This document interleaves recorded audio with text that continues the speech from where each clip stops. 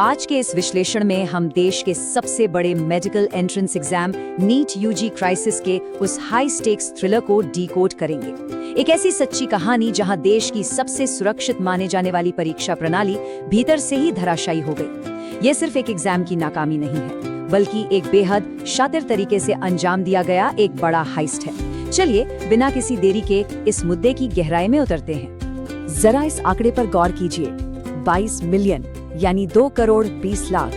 अब परीक्षा देने वाले छात्रों की संख्या भले ही 24 लाख के करीब थी, लेकिन अगर हम उनके माता पिता और उन सभी लोगों को जोड़ लें जिनकी उम्मीदें इस एक दिन पर टिकी थीं, तो ये आंकड़ा आसानी से 22 मिलियन तक पहुंच जाता है। ये कोई मामूली नंबर नहीं है, ये एक पूरा तूफान है जिसने लाखों बच्चों की बरसों की मेहनत को एक पल में उखाड़ फेंका। इस पूरे संकट की जो इंसानी कीमत है ना, वो बेहद दर्दनाक है। सोच कर देखिए, परिवार अपने गहने बेचकर कोचिंग की मोटी मोटी फीस भरते हैं। छात्र अपने जीवन के सुनहरे साल एक छोटे से बंद कमरे में इस एक एग्जाम की तैयारी में निकाल देते हैं। और इतने त्याग के बाद जब पता चले कि परीक्षा पहले से ही कॉम्प्रोमाइज हो चुकी थी, तो उस जज्बाती बोझ को, उस टूटे हुए विश्वास को शब्दों में बयान करना वाकई नामुमकिन सा लगता है। पहला हिस्सा, परीक्षा का पतन। आइए देखते हैं कि एनटीए की ये सबसे बड़ी नाकामी आखिर हुई कैसे। नेशनल टेस्टिंग एजेंसी यानी एनटीए को पूरे देश में एक अभूतपूर्व विरोध का सामना करना पड़ा। जैसे ही धांधली की पुष्टि हुई, इस विशाल परीक्षा को अचानक रद्द करने का दबाव बन गया और एक ही झटके में देश के भविष्य के डॉक्टरों की एक पूरी पीढ़ी को अनिश्चितता के गहरे अंधेरे में ढकेल दिया गया। सारी मेहनत पर जैसे पानी फिर गया।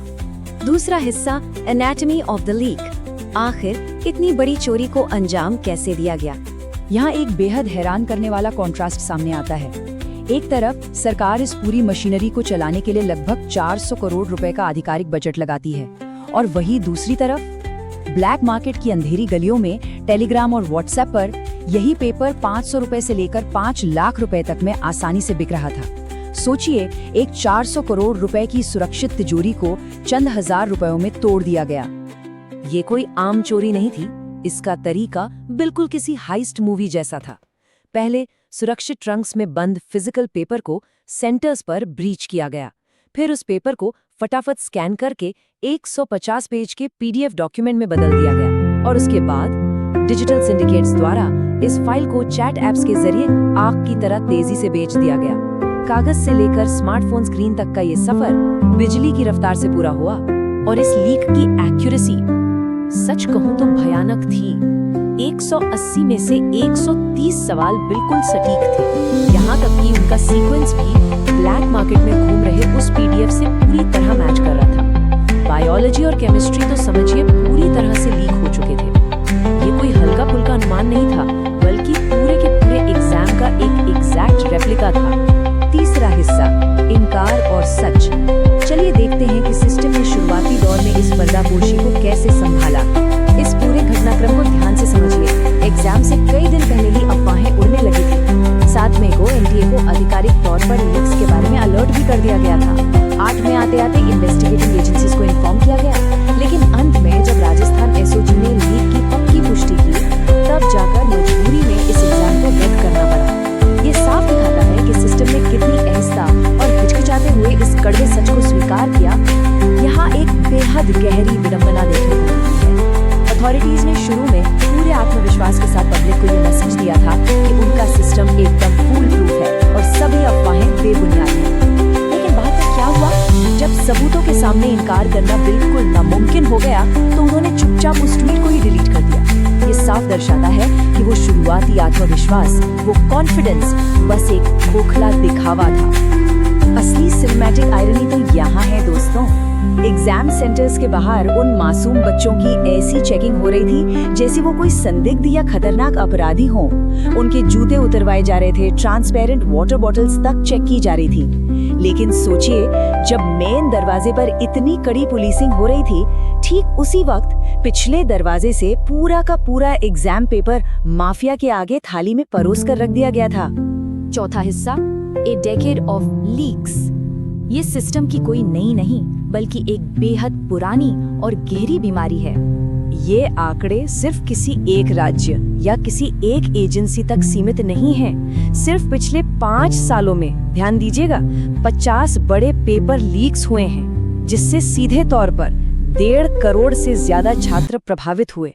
यूपी पुलिस से लेकर राजस्थान रीट, बिहार बीपीएससी, सीबीएसई और यहाँ तक कि जेई जैसे बड़े एग्जाम्स भी इसकी चपेट में आ चुके हैं। ये फिगर्स इस बात की गवाही देते हैं कि छात्रों का ये शोषण अब गलती से नहीं होता, ये अब इस सिस्टम का एक हिस्सा बन चुका है। और इस पूरी कहानी का जो मुख्य विलन है वो है द सिंडिकेट। ये आधी अपराधियों का एक बेहद ही ऑर्गेनाइज्ड, बेहद शातिर नेटवर्क है। इन लोगों के लिए नेशनल एग्जाम्स किसी देश का भविष्य तय करने का जरिया नहीं है, बल्कि एक बेहद मुनाफा बख्श बिजनेस मॉडल है। ये माफिया बार बार इस सिस्टम की कमजोरियों को ढूंढता है और बिल्कुल बेखौफ होकर अपना काला धंधा चलाता है। आइए जरा इन 2 आंकड़ों को तराजू में रखकर तोलते हैं। एक तरफ छात्रों के 2 साल यानी कुल मिलाकर करीब 44 मिलियन स्टूडेंट ईयर्स की पूरी तबाही है, और दूसरी तरफ इन अपराधियों के लिए डर क्या है? सिर्फ 1 करोड़ रुपए का जुर्माना और थोड़े समय की जेल। जब एक पूरी पीढ़ी के इस ट्रॉमा को कानूनी सजा के सामने रखा जाता है ना, तो न्याय का ये तराजू पूरी तरह से असंतुलित नजर आता है। इस माफिया के लिए ये जुर्माना तो मानो चिल्लर के बराबर है। 5वां हिस्सा, फिक्सिंग द ब्रोकन सिस्टम। अब सवाल ये उठता है कि इस टूटे हुए सिस्टम को सुधारा कैसे जाए। शिक्षाविद और बड़े बड़े एक्सपर्ट्स कुछ बेहद जरूरी और तत्कालीन बदलाव की मांग कर रहे हैं। पहला, इस फिजिकल पेपर ट्रेल की बीमारी को जड़ से उखाड़ने के लिए पूरी तरह से रैंडमाइज्ड और कंप्यूटराइज्ड टेस्टिंग पर शिफ्ट होना ही पड़ेगा। दूसरा, कानून को इतना सख्त बनाना होगा कि आसानी से बेल न मिले और सजा एक मिसाल बन सके। और तीसरा, पकड़े गए अपराधियों के लिए एक ट्रांसपेरेंट पब्लिक ट्रैकिंग सिस्टम हो, ताकि पूरे देश को पता चले कि आखिर इस अपराध में कौन-कौन शामिल था। लेकिन देखिए, सबसे अहम मुद्दा ये है कि सिर्फ छोटे-मोटे मिडलमैन या बिचौलियों को पकड़ने से ये सिस्टम ठीक नहीं होने वाला।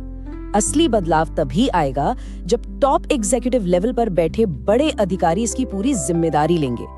जिन एजेंसीज के कंधों पर इन परीक्षाओं को सुरक्षित रखने की सबसे बड़ी जिम्मेदारी है, उनके नेताओं को आगे आकर इस नाकामी का पूरा बोझ और अकाउंटेबिलिटी खुद लेनी होगी।